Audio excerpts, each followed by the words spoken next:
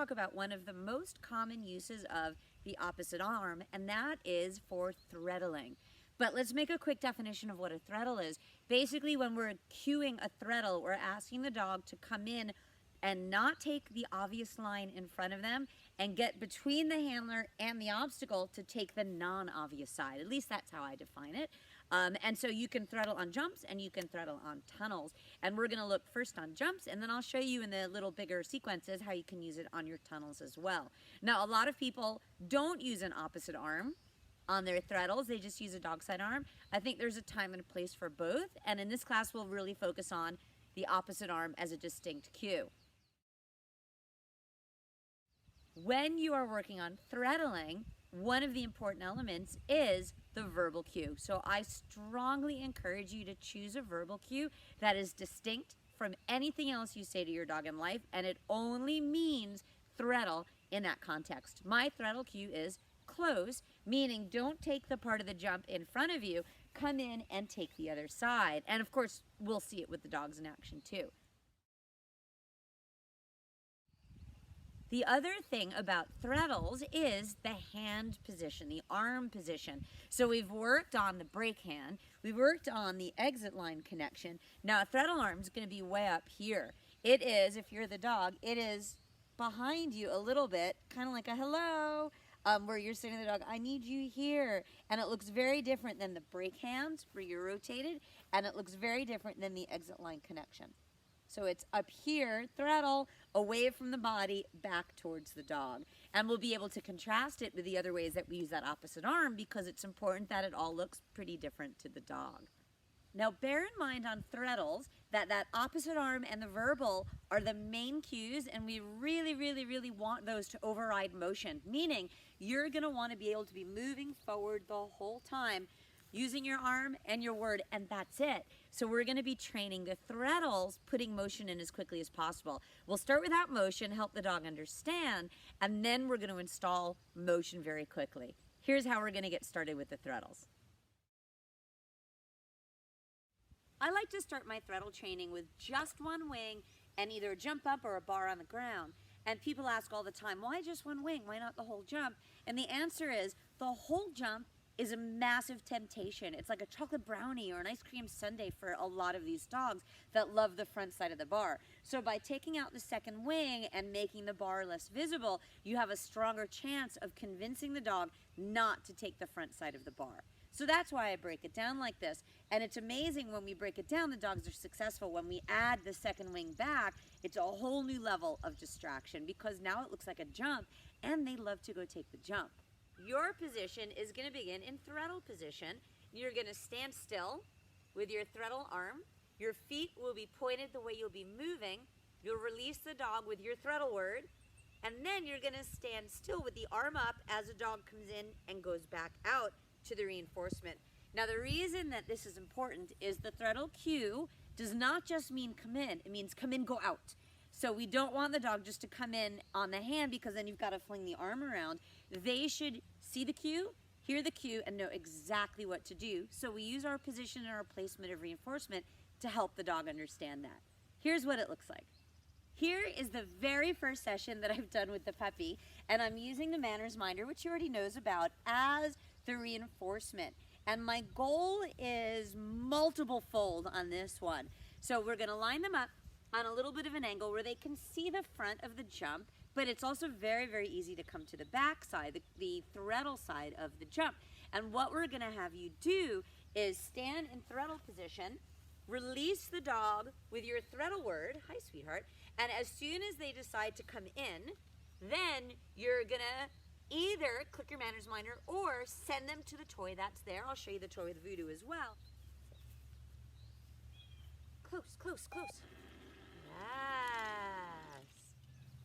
Close, close, close, close. Yay. Close, close, close.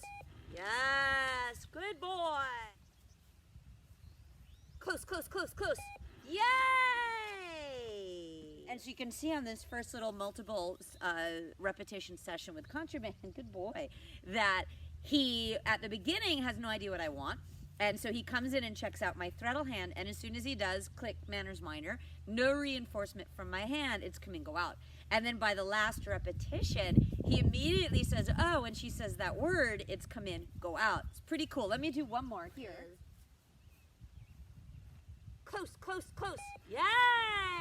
Now, of course, you should balance with taking the front side of the bar. And he's a baby dog, so he doesn't know a heck of a lot. So I'm just going to show him the difference between come in on this side and Threadle. And it looks like this. Contraband, come here, sweetheart. I'm checking out that bar. So now I don't want the Threadle, and I'm just going to release, regular release, break. He's so smart.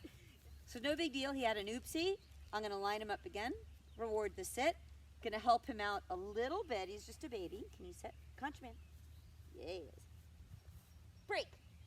Yes, get it. And I'm still going to reward from the same thing, because break means come take what's in front of you, and close eventually will mean come to the other side. So that's a nice little way to see the blank slate on how to start. Now let me get Voodoo out and show you where this will go. Are you obsessing on the Threadle? You're so funny. Come here. Come here. When you're beginning to get good understanding of your Threadle with the dog able to move around the clock, there are two things that you can add. The first one's obvious, and that's the second wing of this jump. Still with you being stationary, because you'll be amazed at how much distraction that second wing will add. But the other thing you can add without the second wing is your motion.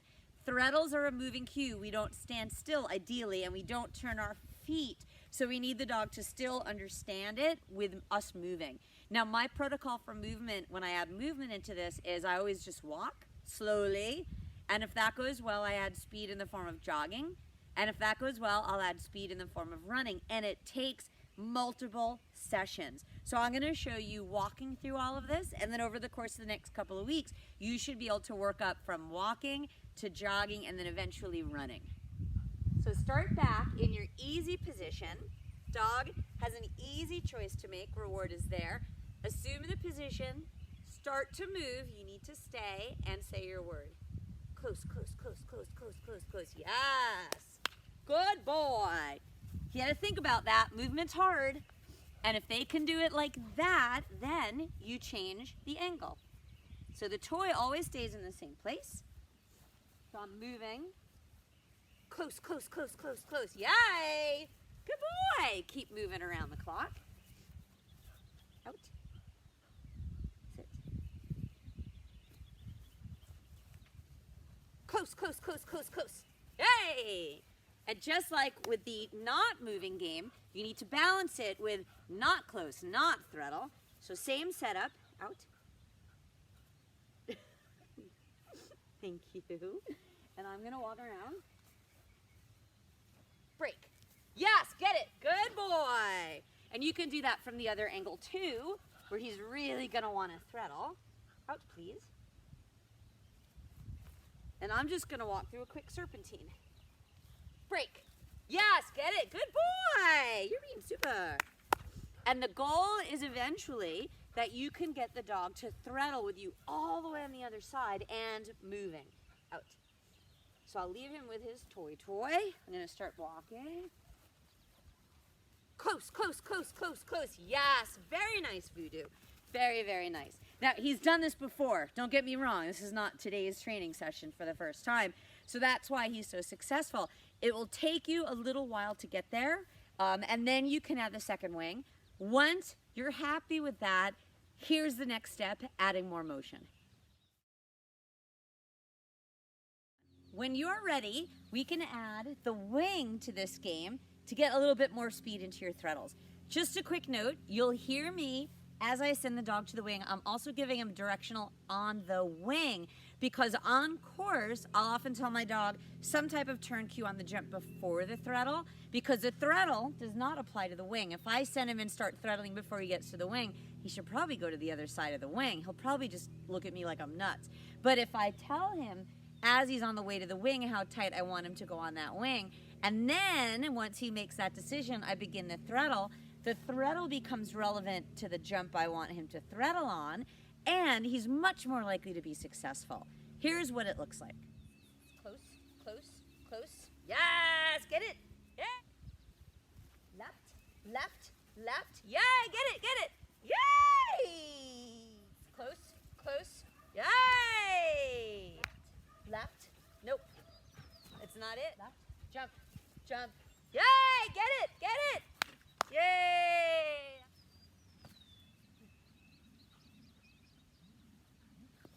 Close, close, close. Yes! Left. Jump, jump. Yes! Get it! Yay! Close, close. Yay! Jump, jump. Yes! Get it! Close, close, close. Yeah! Close, close, close. Yes!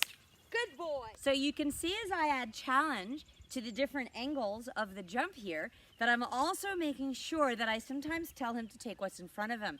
The trouble with Threadle training is, once the dog understands the value of the Threadle, that's all they're going to want to do. And you're going to feel so cool because the dog is 100% perfect, but they're not threadling because they understand Threadles. They're threadling over and over in your training session because they think that's what we want. Now, if only running contacts were that easy.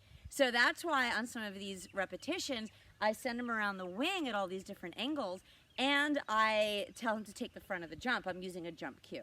And he looks at me like, are you sure? Because I could totally Threadle it. And I'm like, I'm sure. And so keeping that in balance will really help you understand, is the dog responding to the arm and the word? Or is the dog just Threadling just because he thinks it's a Threadle training session? So be 100% sure to balance, and as with everything, work both sides. Close, close, close. Yes. Close, close, close. Yay. Good. Another thing to consider is the jump height. This is a 20-inch jumping dog, and yet I'm doing these repetitions at about 8 inches because I want to give him understanding while keeping the jumping effort easy. Over the course of many sessions, many weeks, you can start to raise the height of the jump, but resist temptation to raise the height until you know for sure the dog is showing some really good understanding. Now, how do you know for sure? You count, meaning, are you getting a 90% or higher success rate on these sessions? And so if I do 10 reps, 9 have to be right. If I do 20 reps, 18 have to be right or higher. If you do 10 reps and 6 are right, you are not ready to add challenge. You need to break it down more, and so that will help give the dog more understanding. You'll also want to switch sides so that you're not only threadling on one side. All my demos were done on one side, but you know in training that we all have to make sure we balance with both sides. When this is going well and you can run through these, then you can take it down on the field and be able to apply it. Now, I know this is a class that is really emphasizing how to use your arm in a specific way, but we do need to discuss verbals, particularly in Threadles. So for example, on the sequence that goes jump, jump, tunnel, jump, Threadle, jump, we need to tell the dog something about the jump after the tunnel as soon as he exits the tunnel. If I start my Threadle cue as soon as he exits the tunnel, he should come to the other side of the jump after the tunnel, which we do not want in this sequence. So when he exits the tunnel, I'm going to tell him how I want him to set himself up to take that jump on a right turn. And then as he is approaching the jump, setting himself up, then I'm going to say, after the jump, you need to come in for the red jump and take the non-obvious side. That's why we really need to talk about Threadles, because you don't want to rely on just hoping that your timing is perfect. You want to be able to deliver as much information with your verbals as possible.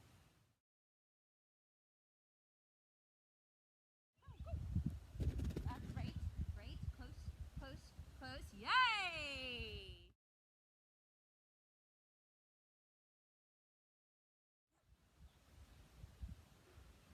Break. Go, tunnel, go!